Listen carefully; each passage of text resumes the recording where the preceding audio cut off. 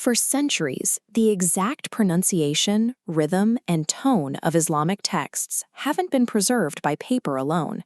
They survive through isnad, an unbroken human-to-human chain of oral transmission, passed from mouth to ear, stretching back over a millennium. Today, one of the most vital living links in that global chain is Sheikh Abdul Rashid Ali Abdulrahman Sufi. To understand his origins, we have to look past modern headlines of conflict. For centuries, Somali coastal cities like Mogadishu and Zayla operated as thriving hubs of Islamic jurisprudence and Quranic sciences, deeply connected to the broader Indian Ocean world. Somali scholars established strict chains of transmission, connecting them directly to the great reciters of Egypt and the Hejaz. This academic engine produced internationally recognized guardians of global Islamic heritage. Sheikh Abdul Rashid was born into the center of this environment. His father, Sheikh Ali Sufi, was a monumental institutional architect in Mogadishu, who built the schools and mosques that formalized the science of tajweed, the strict rules of Quranic pronunciation for the modern Somali public. Young Abdul Rashid education unfolded within his father's mosque. This was a comprehensive, immersive scholarly formation, training him simultaneously in Islamic jurisprudence, exegesis, and the complex oral traditions of recitation. Under his father's exacting supervision, Abdul Rashid completed the full memorization of the Quran before he turned 10 years old. This incredible early mastery ensured that a multi-generational intellectual heritage had successfully transferred to its next living custodian. Seeking to perfect his command of the sciences, he traveled to Egypt to study at Al-Azhar University and the Institute of Quranic Recitations, one of the most demanding centers of Islamic learning on earth. There, he achieved the summit of his field, high certification in the 10 canonical modes of recitation. This granted him the formal authority to teach and transmit these oral traditions, linking his personal chain directly back to the Prophet Muhammad.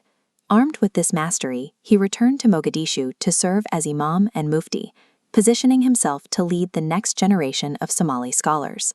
Then, in 1991, the Somali central state collapsed.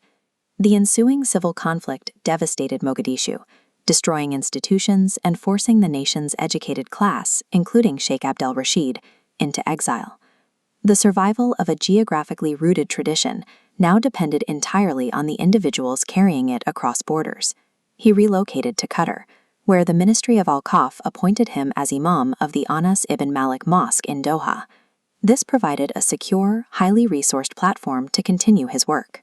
This diagram illustrates the 10 Qira'at, 10 distinct canonical pathways of reciting the Quran.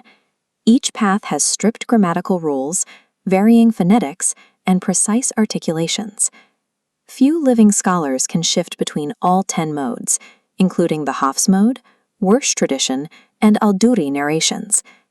During Ramadan night prayers in Lusail, he cycles through these different recitation modes. He turns the prayer service into a live demonstration, exposing thousands of worshippers to the full auditory richness of the classical text.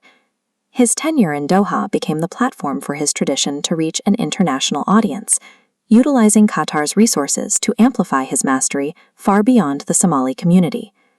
In the digital era, his reach expanded. Full audio recordings of his recitations were uploaded to global platforms, making his specific cadence accessible to millions. This accessibility transformed a localized Mogadishu recitation style into a spiritual anchor for the scattered Somali diaspora, connecting them to their heritage worldwide.